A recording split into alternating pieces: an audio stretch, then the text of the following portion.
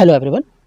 Today we'll discuss about the topic travel and the diabetes patient, which includes the problems faced by any diabetes patient while during travel and what are the recommendations for those diabetes patients. Patients with diabetes deserve to enjoy their travel as much as individuals without diabetes. For that, some advanced planning is required so that they do not end up with complications of diabetes while doing travel. At the time of travel, there are various factors which should be considered for a diabetes patient. Those factors are variations in the availability of different food items that depends upon the place and depend upon the culture of that place. Second is poor hygienic standards of food and water which is available while during travel at roadside hotels and restaurants. The third factor is difference in the temperature at the place where the patient of diabetes is traveling. This can affect the level of activity of the person as well as the insulin storage conditions. The last factor is availability of anti-diabetic medicines and other medical facilities at the tourist places. So what should be the general recommendations for such diabetic patients who are on travel?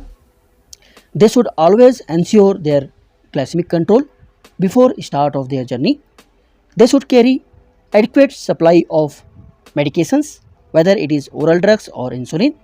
Apart from that, they should also carry the supplementary items like syringes, needles, insulin pens, testing devices and their prescription slip along with them.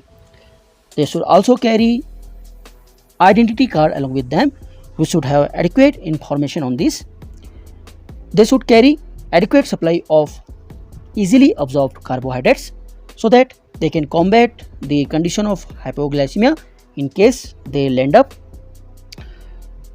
They should always carry adequate supply of CSII pump, which is continuous supply of intermittent insulin pump, and apart from that, the intermediate and long acting insulin and syringes should also be in backup in adequate number.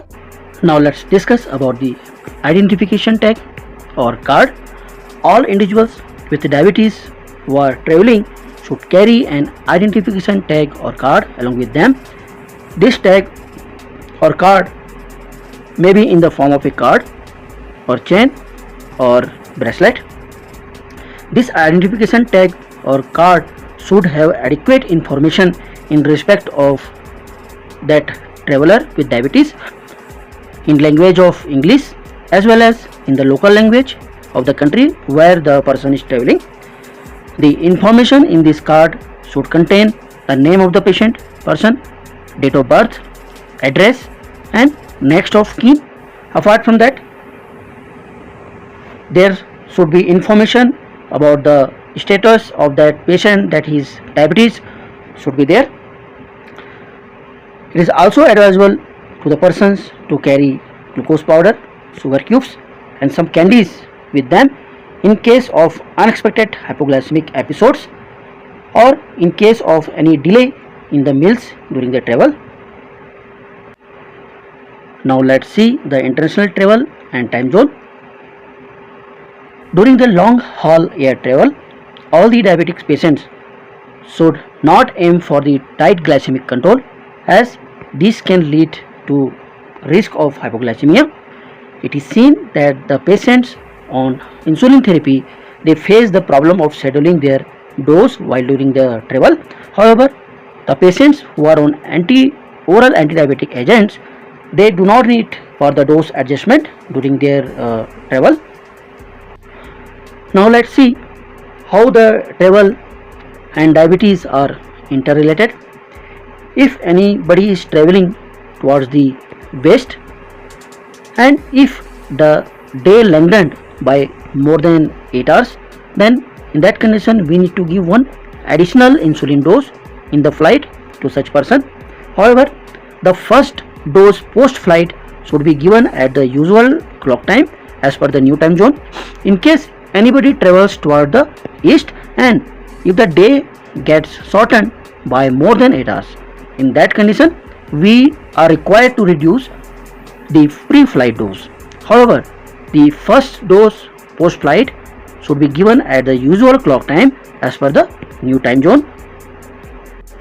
Hope the information given in this presentation was useful. Thanks for watching this video.